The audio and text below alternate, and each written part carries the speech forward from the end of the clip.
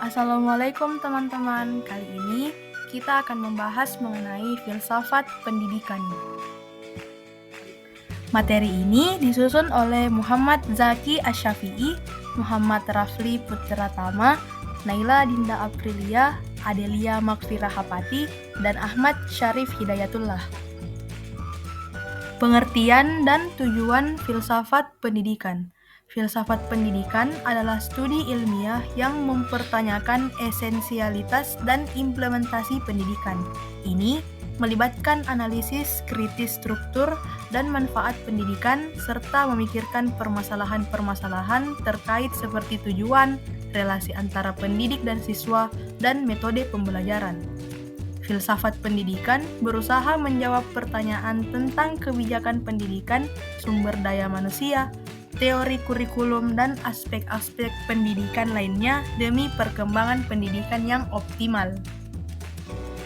Adapun tujuan filsafat pendidikan, yang pertama, mengembangkan pemahaman, kedua, menilai praktik pendidikan, ketiga, membentuk kebijakan pendidikan, keempat, menginspirasi pendidik, dan yang terakhir, menumbuhkan kesadaran sosial. Aliran-aliran filsafat pendidikan. Aliran yang pertama yaitu idealisme. Idealisme adalah filsafat yang menyatakan hakikat spiritual manusia dan alam semesta. Sudut pandang dasarnya menekankan pada roh manusia, jiwa atau pikiran sebagai unsur paling penting dalam hidup. Yang kedua adalah realisme. Realisme adalah pandangan yang menekankan bahwa pengetahuan dan pendidikan harus berlandaskan pada fakta-fakta nyata dan pengalaman empiris. Filsafat ini berargumen bahwa manusia lahir tanpa pengetahuan atau tabula rasa dan memperoleh pengetahuan melalui penginderaan terhadap dunia fisik. Aliran yang ketiga yaitu pragmatisme. Pragmatisme adalah aliran yang menilai kebenaran berdasarkan manfaat praktisnya. Pendidikan pragmatisme menekankan pengalaman langsung dan relevansi pembelajaran dengan kehidupan nyata, serta mendorong siswa untuk aktif memecahkan masalah.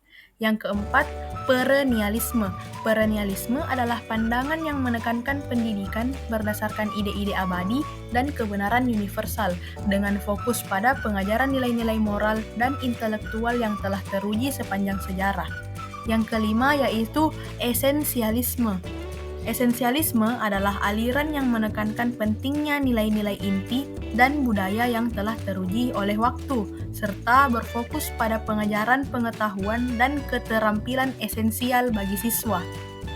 Yang keenam, progresivisme. Progresivisme adalah aliran yang menekankan pembelajaran aktif dan relevansi pengalaman siswa, serta memfokuskan pada perkembangan individu untuk menghadapi tantangan sosial dan perubahan di masa depan. Yang ketujuh, rekonstruksionisme.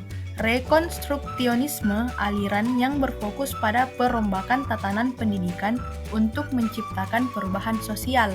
Aliran ini menekankan pentingnya kesadaran siswa terhadap masalah sosial, ekonomi, dan politik serta mendukung mereka menjadi agen perubahan. Yang terakhir yaitu eksistensialisme. Eksistensialisme aliran yang menekankan kebebasan individu, tanggung jawab pribadi, dan pencarian makna hidup melalui pengalaman belajar. Pendidikan ini bertujuan untuk membantu siswa menemukan jati diri dan potensi mereka masing-masing. Adapun pengaruh filsafat terhadap pembelajaran kurikulum. Filsafat berpengaruh signifikan terhadap pembelajaran kurikulum dengan menetapkan tujuan pendidikan, prinsip dasar, dan metodologi yang digunakan. Setiap aliran filsafat seperti esensialisme atau progresivisme memberikan panduan dalam merancang kurikulum yang relevan dengan kebutuhan siswa dan masyarakat, serta mendorong pengembangan karakter dan keterampilan yang kritis. Filsafat pendidikan progresif. Filsafat pendidikan progresif adalah aliran yang menekankan pembelajaran aktif dan relevansi pengalaman siswa.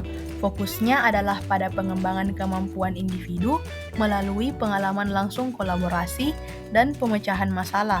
Progresivisme mendorong siswa untuk terlibat dalam proses belajar yang konstruktif dan inovatif.